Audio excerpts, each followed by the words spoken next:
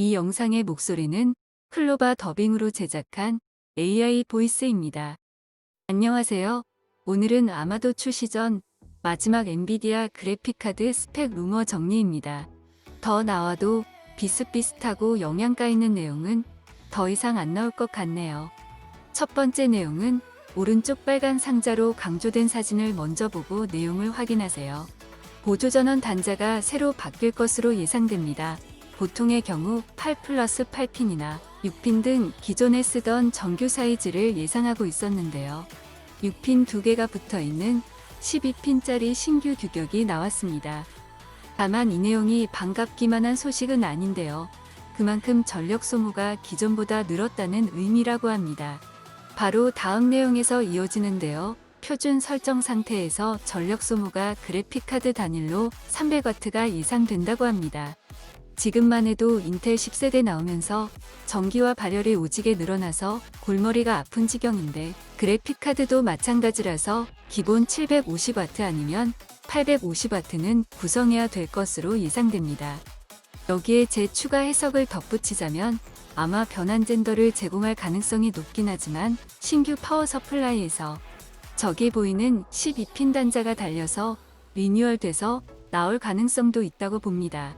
세일하는 거 아니면 사용하던 거 말고 파워 서플라이 미리 새 거 쟁여두는 건 좋은 판단은 아닐 것 같습니다. 포트 구성은 기존이랑 큰 변화는 없습니다. 다만 DP 포트도 기존 1.2에서 1.4가 통상적으로 사용되는데 2.0 버전이 새로 추가되었고 HDMI도 2.1 버전이 새로 추가되었네요. 이것들을 처음 지원하는 그래픽카드가 될 것입니다. 여전히 그래픽 메모리 용량은 12기가, 풀칩은 5376 쿠다 코어라고 하는데 아마 이건 타이탄 RTX 얘기인 듯하네요. 최대 부스트 클럭이 2.0GHz고 2.2까지 오버할 수 있지만 전력 소모가 400W를 찍을 것이고 작은 방이면 방이 뜨거워지는 게 느껴질 정도로 발열도 엄청나다고 하네요.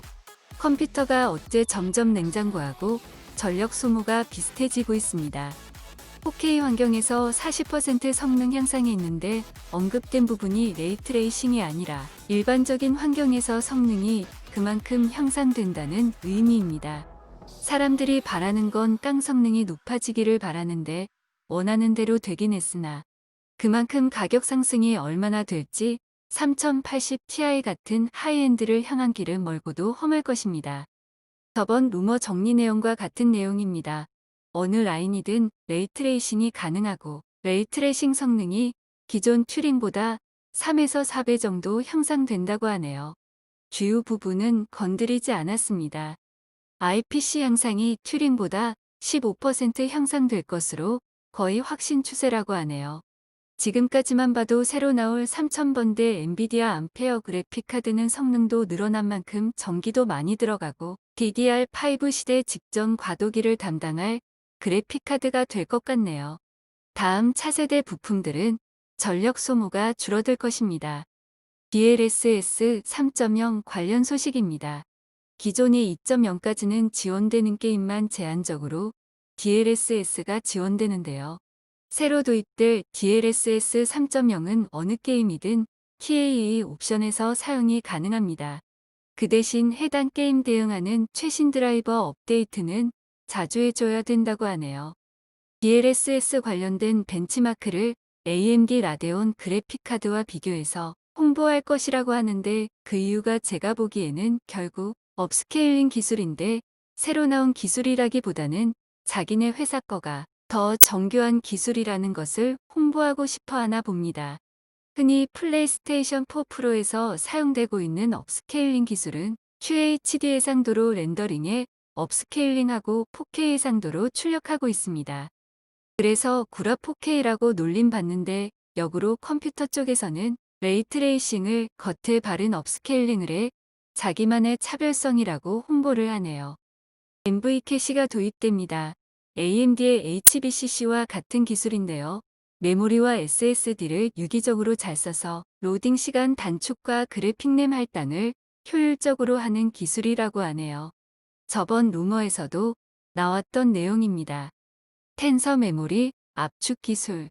그래픽 메모리 용량에 할당된 것들을 텐서 코어로 압축과 압축 해제를 반복해 필요할 때만 꺼내서 사용하는 기술로 보여지는데요.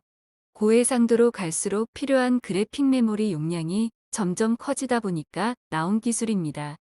그래픽 메모리 사용량을 줄여주고 그만큼 그래픽 메모리를 때려박지 않아도 되는 거죠. 그나마 그래픽카드 가격을 낮추는 기술이네요. 여전히 출시는 9월을 목표로 하고 있다고 하네요.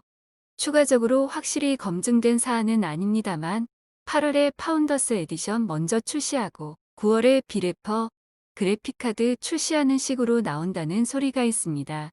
사이버펑크 출시 전에 드라이버가 준비될 것이라는데 이번에는 미리미리 준비해서 안정화된 드라이버를 먼저 제공해줬으면 좋겠네요.